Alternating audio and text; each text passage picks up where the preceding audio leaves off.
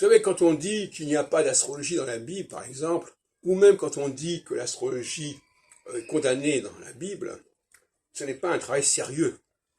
Pour savoir ce qui est astrologique et ce qui n'est pas astrologique, ce qui est pratiqué astrologiquement ou pas, il faut pas attendre que le mot astrologie apparaisse.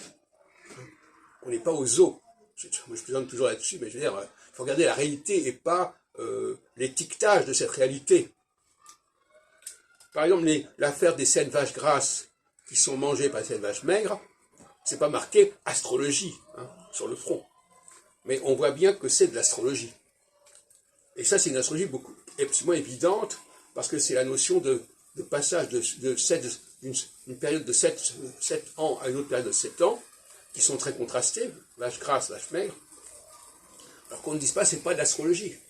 Et même si on me dit, ah oui, mais dans le Deutéronome, on a condamné l'astrologie, ça n'a aucune importance. Par exemple, on peut très bien rajouter dans une liste de condamnation de différentes pratiques l'astrologie, ça ne change rien au fait qu'il y a une pratique astrologique dans l'astrologie, dans le judaïsme et dans la Bible.